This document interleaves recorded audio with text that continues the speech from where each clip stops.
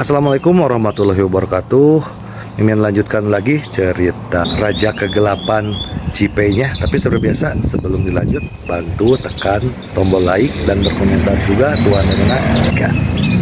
Bab 1553 Tanggapan Zhao Wenqian. Han Lu sekarang tahu betul bahwa apapun yang terjadi, dia akan mati jika jatuh ke tangan Ji Fei. Karena perilakuku sangat buruk. Meskipun Zhao Wenqian pernah tidur dengannya sebelumnya ketika dia tidak mengetahui identitas aslinya dan mengira itu adalah Sun Sengshu, dia tidak pernah menyentuhnya setelah dia tahu itu adalah Zhao Wenqian. Setelah mempermalukan Zhao Wenqian dengan kejam hari ini, dia pasti akan membalas dendam padanya, dan Ji Fei pasti akan marah besar. Oleh karena itu, dia tahu bahwa akhir hidupnya sudah ditentukan. Jadi mengapa dia harus mencoba lagi?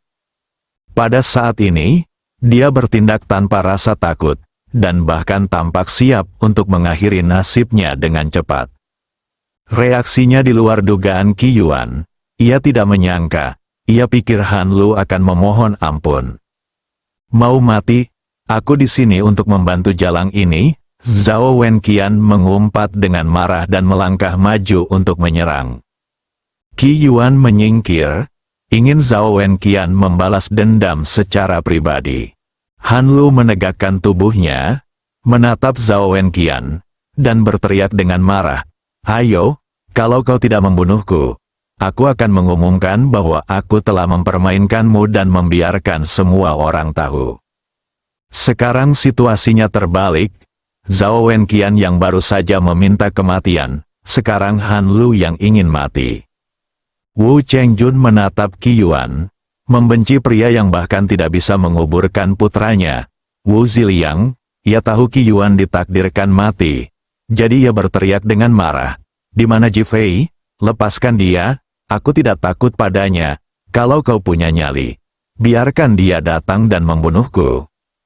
Qi Yuan sedikit terkejut dengan reaksi kedua orang itu. Ia tidak menyangka mereka berdua begitu tangguh. Oh, dia terkekeh dan berkata, "Kapan orang jahat menjadi begitu percaya diri? Apakah sekarang jumlah orang jahat semakin banyak, atau justru semakin parah?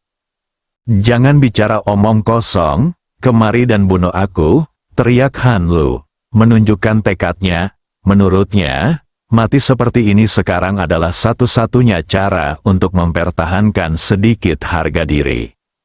"Apa yang akan terjadi jika aku membunuhmu?" Zhao Wenqian berkata dengan marah sambil bergegas menuju Han Lu. Meskipun terluka, ia masih yakin bisa membunuh Han Lu. Qi Yuan juga marah, jadi dia tidak menghentikannya. Melihat Zhao Wenqian semakin dekat, Han Lu tidak bersembunyi, juga tidak takut. Ia hanya melihat keluar. Ia siap mati bersama Zhao Wenqian. Tepat saat tangan Zhao Wenqian hendak menyentuh tubuh Han Lu, Zhao Wenqian tiba-tiba merasakan nyeri di dadanya, lalu tubuhnya terlempar ke belakang dan menghantam dinding dengan keras. Dia batuk keras 2 kali dan mengeluarkan 2 tegukan darah. Su Hou berdiri di samping Han Lu, perlahan menarik telapak tangan kanannya dan tidak membunuhnya. Kalau tidak Zhao Wenqian pasti sudah mati. "Tuan-tuan," ketika Han Lu dan Wu Chengjun melihat monyet Su, mereka terkejut seolah-olah mereka telah melihat seorang penyelamat, dan berteriak kegirangan. Tatapan Suhu menyapu pemandangan dan akhirnya tertuju pada Qi Yuan. "Kalau Ji Fei ada di sini, aku mungkin masih takut, tapi denganmu di sini, aku merasa kau bukan apa-apa." Dia sama sekali tidak menanggapi Qi Yuan dengan serius, tampak mendominasi dan arogan. Qi Yuan tertegun sejenak, lalu tertawa terbahak-bahak. Ia tak menyangka monyet Su begitu sombong. "Kau hebat sekali, kau begitu mendominasi. Aku punya sesuatu yang lebih baik." Setelah Su Hou selesai berbicara, ia bergerak cepat dan meninju Qi Yuan dengan keras. Tatapannya dipenuhi niat membunuh yang dingin, seolah ingin langsung membunuh Qi Yuan. Qi Yuan tidak menyangka monyet Su akan mengambil inisiatif. Ia terkejut lagi. Apakah ia sedang mencari kematian? Niat membunuh langsung memenuhi benaknya. Dia mengayunkan tinjunya tepat ke arahnya. Bang, kedua tinju itu bertabrakan, dan tubuh Su Hou seperti tertabrak kereta api. Dia mundur 3 langkah, tetapi Qi Yuan tidak bergerak sama sekali. Mendesis, Su Hou menghirup udara dingin. Menatap Qi Yuan dengan heran, jelas tidak menyangka Qi Yuan begitu kuat. Hal ini membuatnya semakin marah. Aku tidak menyangka anjing Ji Fei memiliki kemampuan seperti itu. Sepertinya aku meremehkanmu. Dia menggoyangkan tubuhnya dan mengayunkan tinjunya lagi, menyerang ke arah Qi Yuan. Mata Qi Yuan dipenuhi dengan niat membunuh. Beraninya dia menyebut dirinya anjing. Dia siap membunuh monyet Su secara langsung. Pada saat ini, suara Ji Fei terdengar di telinga Qi Yuan, memerintahkannya untuk melukai pihak lain dan membiarkannya melarikan diri. Qi Yuan tertegun sejenak. Dia tidak melihat Ji Fei, tetapi langsung berpura-pura berkata, "Pergi ke neraka." Dia berteriak keras dan menyerang tinju monyet Su. Bang, terdengar suara tinju beradu, disusul suara tulang patah, dan tubuh monyet Su terlempar bagaikan layang-layang yang talinya putus. Engah, monyet itu bahkan menyemburkan 2 suap darah ke udara. Wu Chengjun dan Han Lu tercengang melihat ini. Kedatangan monyet Su memberi mereka harapan dan mereka pikir monyet Su bisa menyelamatkan mereka. Namun, kini mereka menyadari bahwa monyet Su hanyalah makhluk lemah di hadapan Qi Yuan. Melarikan diri, Wu Chengjun berteriak dan berbalik dan lari. Han Lu juga bereaksi dan hendak melompat turun dari gedung untuk melarikan diri. Tangkap Han Lu, Zhao Wenqian menatap Qi Yuan dan berteriak. Qi Yuan awalnya ingin membunuh Wu Chengjun terlebih dahulu dan kemudian mengejar Han Lu. Tetapi tiba-tiba suara Ji Fei terdengar lagi. Biarkan Wu Chengjun melarikan diri. Qi Yuan menarik tangannya yang menyerang Wu Chengjun dan dengan santai menamparkan Han Lu yang sudah berada di tepi gedung. Han Lu langsung merasakan aura pembunuh yang tak berujung menyerbu ke arahnya. Momentumnya untuk melompat turun terhenti dan ia hanya bisa menghindar ke samping. Bang, bersamaan dengan bunyi tersebut, sebuah lubang pun tercipta di bangunan terbengkalai itu. Han Lu merasakan gelombang keputusasaan. Ia tidak menyangka Qi Yuan begitu kuat. Ia takut ia benar-benar tidak bisa melarikan diri. Qi Yuan, bantu aku menangkapnya. Aku ingin membunuhnya dengan tanganku sendiri, teriak Zhao Wenqian dengan marah. Qi Yuan sudah mendekati Han Lu. Aku akan melawanmu, teriak Han Lu, dan hendak menggunakan jurus unik Sekte King Feng, telapak petir. Namun, sebelum Han Lu sempat menggunakan telapak tangannya, Qi Yuan meraihnya, lalu mengerahkan tenaga yang cukup besar, menyebabkan tangan Han Lu terkilir. Ah! Han Lu berteriak kesakitan. Ledakan. Qi Yuan mengangkat tangannya dan melemparkan Han Lu tepat di depan Zhao Wenqian. Zhao Wenqian menatap wanita yang telah menipunya, bahkan menipu niat baiknya ketika ia pergi menyelamatkannya. Memikirkan hal-hal kotor yang telah dilakukan wanita itu padanya, ia menjadi marah. Han Lu, dasar jalang, aku akan membunuhmu. Wajah Han Lu Mikan dipenuhi amarah, tetapi Zhao Wenqian sama sekali tidak takut. Sebaliknya, ia berkata dengan tenang, "Ayo, bunuh aku tidak ingin hidup lagi. Bunuh aku jika kau berani." Zhao Wenqian sangat marah. Ia tidak menyangka Han Lu tidak hanya tidak tahu malu, tetapi juga begitu tidak tahu malu di saat-saat terakhir. Ia berpura-pura siap mati dan melambaikan tangannya untuk memukul kepala Han Lu. Qi Yuan hanya menonton tanpa mengatakan apapun. Han Lu telah menutup matanya, menunggu Zhao Wenqian membunuhnya. Tepat ketika telapak tangan Zhao Wenqian hendak menyentuh kepala Han Lu, dia tiba-tiba berhenti. Bab 1554 Han Lu bunuh diri. Reaksi Zhao Wenqian membuat Han Lu dan Qi Yuan bingung. Mereka menatapnya dengan tatapan bertanya. Akhirnya Han Lu menatap Zhao Wenqian. Apakah kau enggan membunuhku? Kau masih ingin aku mempermainkanmu? Dia juga ingin Zhao Wenqian membunuhnya dengan cepat karena dia tahu dia pantas mati dan nasibnya tidak dapat diubah. Jadi saya masih sengaja memprovokasi Anda. Zhao Wenqian menarik tangannya dan menatap Han Lu. Bukannya aku tidak akan membunuhmu, tapi aku memberimu kesempatan. Kesempatan apa? Han Lu meremehkan dan menatap Zhao Wenqian dengan jijik. Han Lu, apakah menurutmu jika aku membunuh orang sepertimu, aku akan merasa lega? Tapi, apakah kau bisa menemukan kedamaian di hatimu? Apa artinya? Han Lu menjadi lebih tenang dan menjadi lebih bingung. Kau tahu betul apa yang telah kau perbuat. Sama seperti aku dulu Sun Sengshu, aku telah melakukan banyak hal, dan aku dipenuhi rasa bersalah. Tapi aku merenung, aku meninjau, dan bahkan mencoba membuka lembaran baru. Lalu bagaimana denganmu? Setelah Zhao Wenqian selesai berbicara, dia menatap Han Lu. Tatapan Han Lu dan Zhao Wenqian bertemu selama beberapa menit.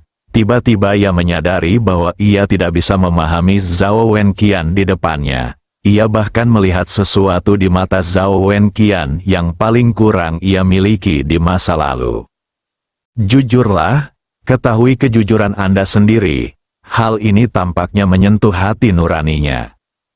Apa yang telah dilakukannya dalam beberapa tahun terakhir? Laki-laki yang pernah dipermainkannya, adegan dia dipermainkan oleh laki-laki, dan kejayaan Sekte King Feng di Shu muncul dalam benaknya. Awalnya semua ini seharusnya menjadi hal yang mulia, tetapi sekarang semuanya telah menjadi mimpi buruk yang tidak dapat diubah. Han Lu tiba-tiba ingin menangis, jenis tangisan yang sangat sedih, seolah-olah ada sesuatu yang menyentuh titik air matanya. Menatap Zhao Wenqian di depannya, dia juga orang yang tidak bisa dimaafkan ketika dia adalah Sun Sengshu, tetapi bagaimana dengan Zhao Wenqian sekarang? Setidaknya ketika menghadapi penghinaan terhadap Su Hou dan dirinya sendiri, dia tidak ingin mati karena dia merasa pantas mati, tetapi ingin mati demi martabatnya. Lalu bagaimana dengan diriku sekarang? Ini karena Anda tahu bahwa Anda pasti akan mati, jadi Anda menginginkannya. Ini berbeda, bahkan dua konsep yang berbeda. Dia tiba-tiba merasa bahwa perbedaan antara dirinya dan Zhao Wenqian terlalu besar, bahkan seperti perbedaan antara langit dan bumi, yang bahkan lebih tragis bagi sifat manusia. Wow, Han Lu tidak dapat menahan tangisnya. Ini adalah tangisan yang tidak ia duga. Akhirnya dia menutupi wajahnya dengan tangannya, tubuhnya berkedut saat dia menangis. Qi Yuan melirik sekilas lalu berbalik. Hanya Zhao Wenqian dan Han Lu yang tersisa di tempat kejadian. Dulu, sebelum aku tahu aku Zhao Wenqian dan belum bertemu Ji Fei, aku juga membenci Ji Fei. Aku bahkan berpikir aku lebih baik dari Ji Fei dan harus membunuhnya. Namun, ketika aku bertemu Ji Fei, aku menyadari pesonanya dan kejujurannya. Si Bin dan aku sama-sama beruntung. Kami bertemu Ji Fei saat kami berada di titik terendah. Ji Fei memberi kami harapan dan membuat kami berani bertahan.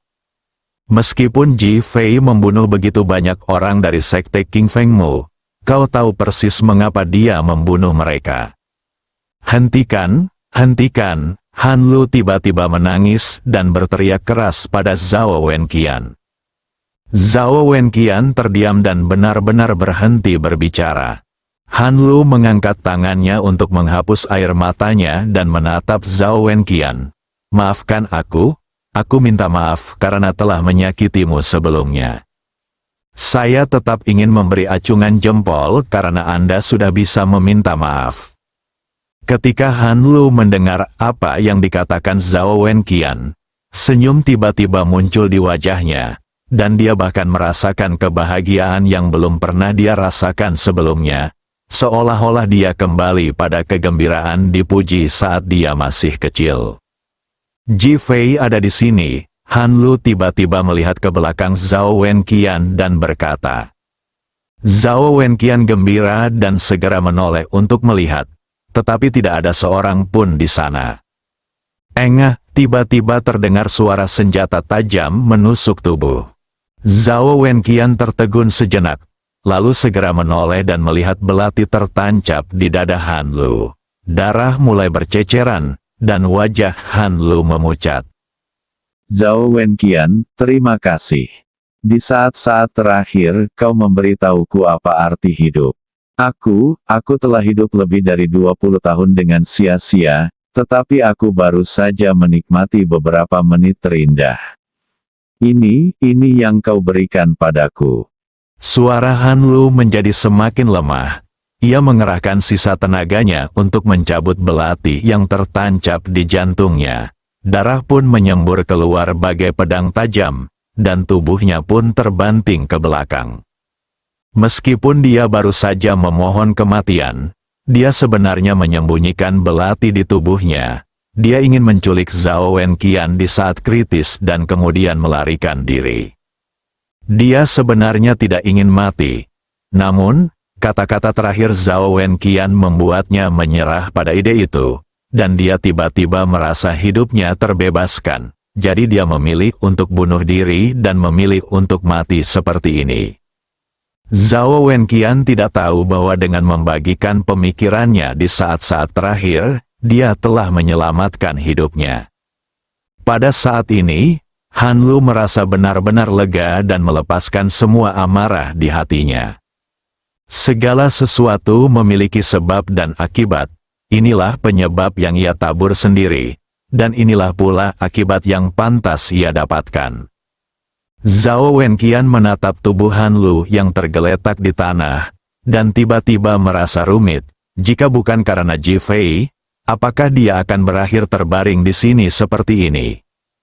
Aku berbalik untuk melihat Qi Yuan, dan mendapati Qi Yuan telah pergi. Zhao Wenqian tahu bahwa keputusannya hari ini akan membangun citranya di benak Ji Fei, Qi Yuan dan yang lainnya, dan ini juga merupakan awal baru baginya.